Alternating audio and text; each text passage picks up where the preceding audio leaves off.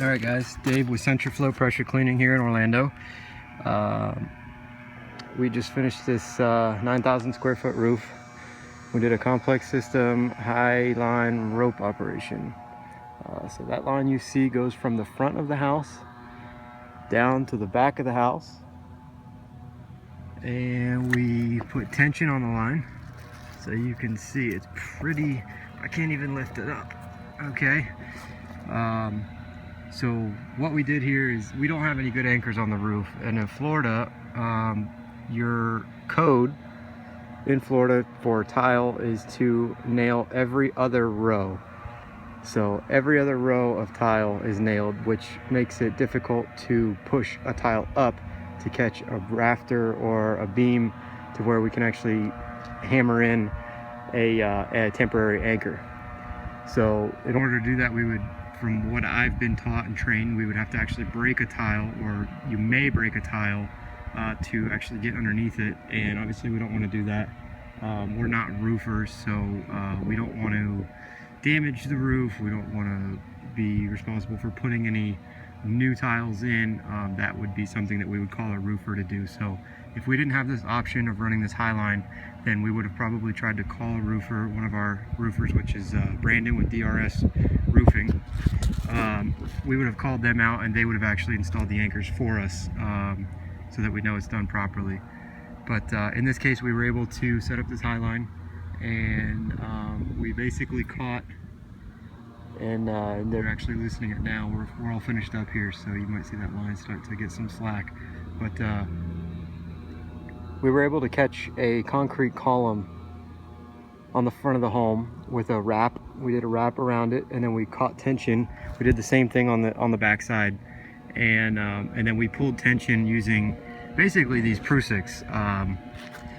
And I just wanted to kind of show you there's a couple different options with this. You don't have to do a Prusik. You don't have to have a system that you buy, which, you know, this is the lead, but you can see here this is a Gibbs device. So and the way it works is, you can see if I push it, it kind of releases tension. There's a gear in there, and so when you push this down, it pulls that gear back, so it allows, you can see if I can do it with one hand, if you push this, if you close this, you can actually pull line through it. But as soon as you let that off, or if you see where the yellow lead is connected to my back of my harness, as soon as there's any tension put on that, it bites the rope, so it won't let me slide down, but I can move up.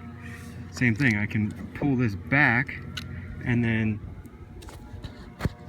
let's see here if we can do this. I can actually slide that Gibbs back. Okay, so that's just one method.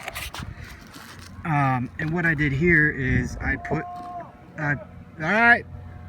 a Prusik so that I could move this down the line if I needed to. Okay, so because if we had, again, if this anchor was just here, if we had this put in here with the figure eight, or I'm sorry, a butterfly here, and the carabiner, or if my lead was hooked right here only, then I wouldn't be able to move that down the line, which can or cannot affect what you need. I mean, for this one, I would have been okay with it here, but if this was a longer or wider roof, I would want to have the ability to move that down the line. So with this, I can do that. And these Prusiks are very easy to make, but you can just slide it up. You loosen it up a little bit, and you can slide it. As soon as you put tension on it, see how it bites? It won't go either direction. Okay, and there's a good look at it. This you see is slack, or extra running end that I didn't need. I didn't have a knife up here with me. I had to make this on the fly because I used all the other Prusiks I have down below. So, but ultimately on a good Prusik, you should see the 2 X's, and that will bite. And again, it's very easy to slide. But as soon as you put any tension on it, it bites. Okay, so you can actually use a Prusik, which I know Brandon Vaughn does out of Oregon. He uses a Prusik instead of a Gibbs device. This is just something I had that came with a system that I bought a while back, and it still works, so I use it. But ultimately, that Prusix is the way to go, because with these, they're kind of heavy, number one. I'm sure that the SH is going to affect the mechanism in there and the springs. But plus, when, you know, it can hit the tile, I mean, it's heavy. So ultimately, I think that's the way to go. But anyways, just wanted to kind of show you what we did here. If you have any questions, give me a call. Again, there's always a ton of different options here, and